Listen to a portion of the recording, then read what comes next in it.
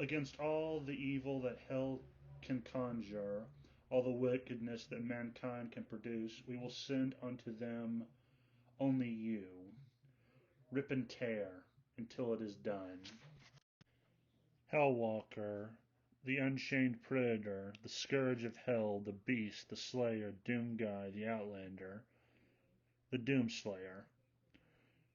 This is probably one of the oldest first-person shooter characters. I think he's connected to the previous incarnations, but he's a protagonist in one of the oldest series of first-person shooters that I know of. And he's just enjoyable to play as. Just watching him go around killing demons. And he's kind of, well, I shall save that for later, but he's got, there's some interesting lore behind him. There's not a lot of story when it comes to Doom, but what little there is, I find thoroughly entertaining, even if it is low tier. The Doom Slayer is a silent protagonist. Well, actually, I can't remember if he's a continuation from the previous Doom guys or Doom Marines, but unlike most silent protagonists, he actually expresses himself through action. This is one of the things that make him similar to kind of Lo Wang from the reboot. Actually, they're both alike in some ways, except he's kind of the inverse of Lo Wang. Lo Wang is a protagonist in a first-person shooter who talks trash constantly. The Doom guy, he doesn't talk trash. He doesn't talk at all. He expresses himself through action. He's like, well, yeah, he comes from a series that's probably the staple of the first-person shooter. So he expresses himself through actions. Like one instance was in the 2016 Doom. He was talking to, I want to say Hayden, the robot, on this thing in the elevator, and Hayden was saying, "Look, everything's gone out of hand, but it was worth the risk, I assure you." And as he's saying this, the Doomslayer is looking at one of the dead men of the facility in the elevator. He smashes that panel. He is pissed. He is angry.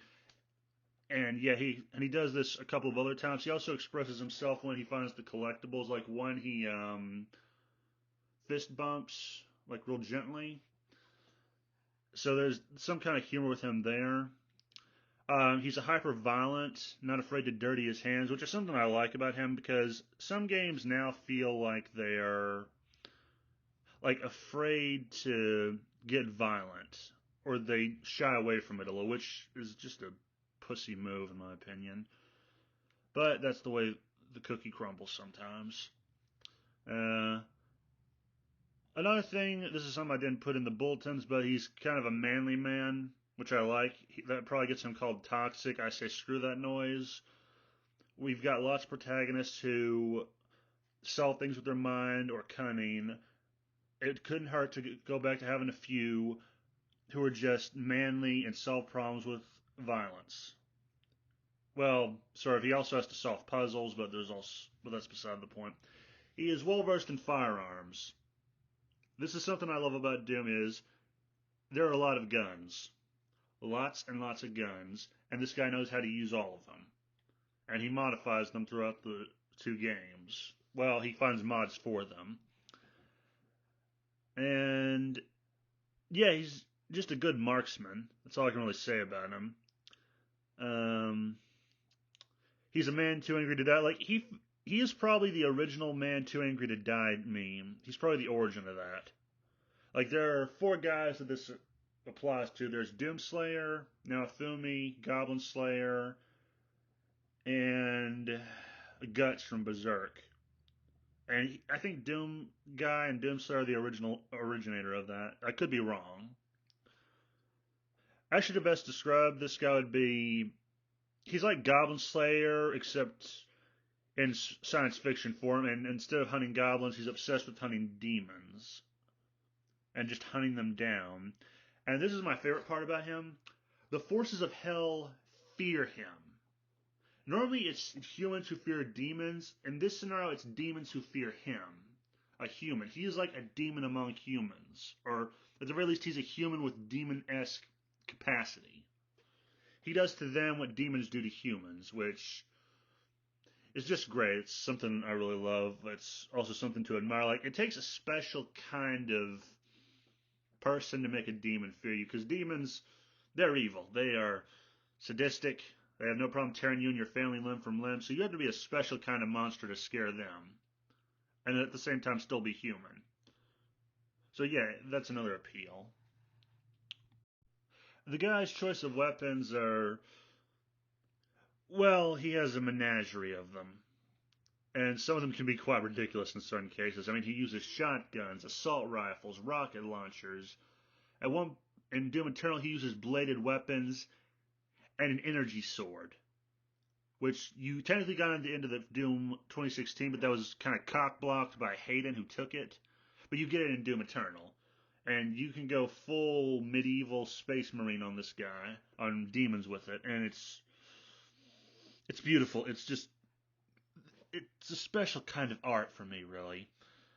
Like this guy himself is a work of art for me because he's just hyper violent, and but he takes it to a whole nother level. He combines two things I love: close combat and firearms, and he does it so damn well. It's it's just beautiful. It's beautiful. I have no other words to describe it. And like most protagonists, I think like whether you're a hero, anti-hero, you need a certain skill set that's appropriate for what you do or what you are created to do in a game. The Doomslayer has all that, and I couldn't fit all of them onto this one panel, and I didn't really know how much of it would be appropriate to do, but I thought I'd leave the rest as a surprise. But immense strength, immense durability, immense speed, agility, and reflexes, immense stamina and endurance, advanced intellect, expert combatant, weapon mastery, indomitable rage, indomitable will, and more. So this guy's not just a brute who just shoots and destroys his way through things. He does have to think a little, like to get through puzzles and so, or and such. And he's just a well-equipped, violently versed man. And yeah, he's pleasant to play as. That's all I can really say about him.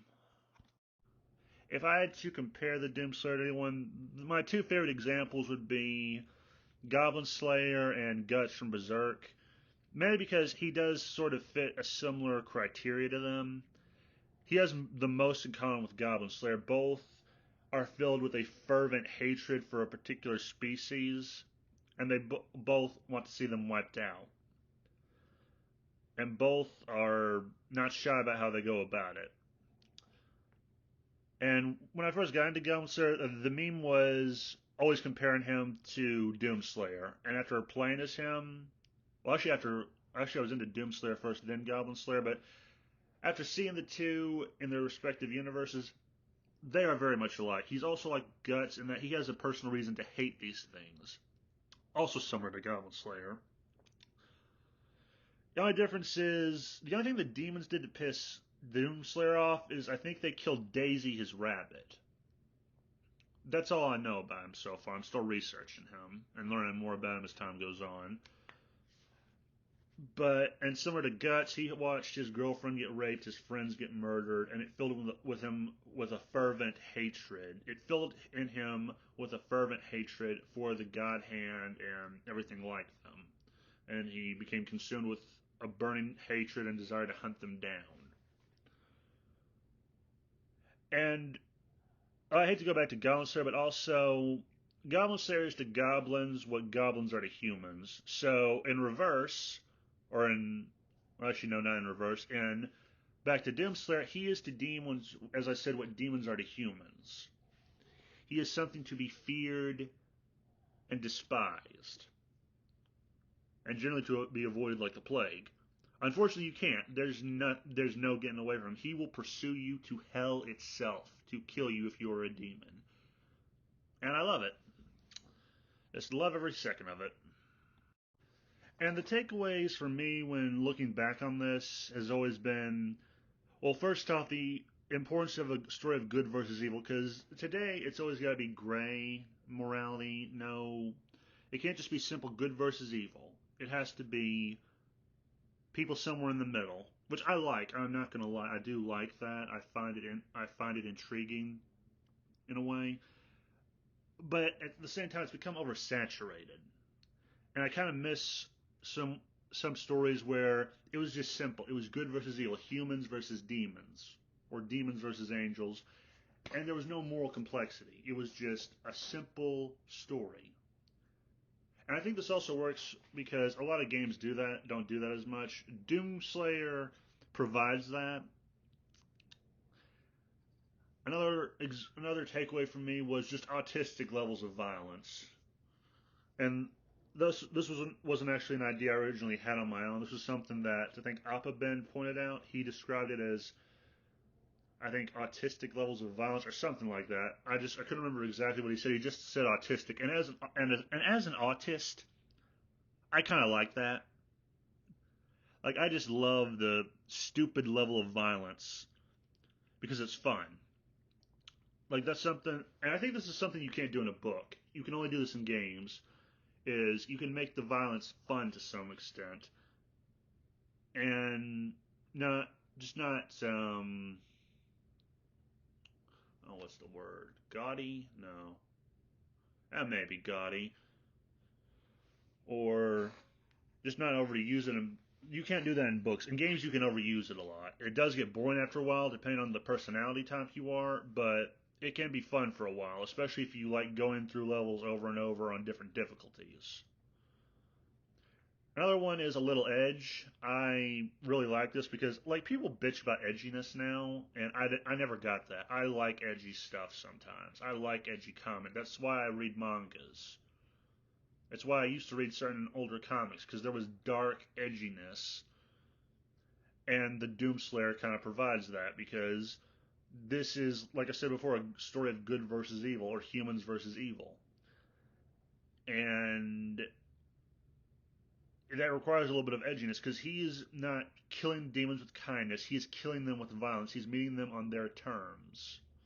He is a human matching evil with evil, or violence with violence, which is not something we prefer to use in the real world, but in games, it's preferable because it's a work of fiction.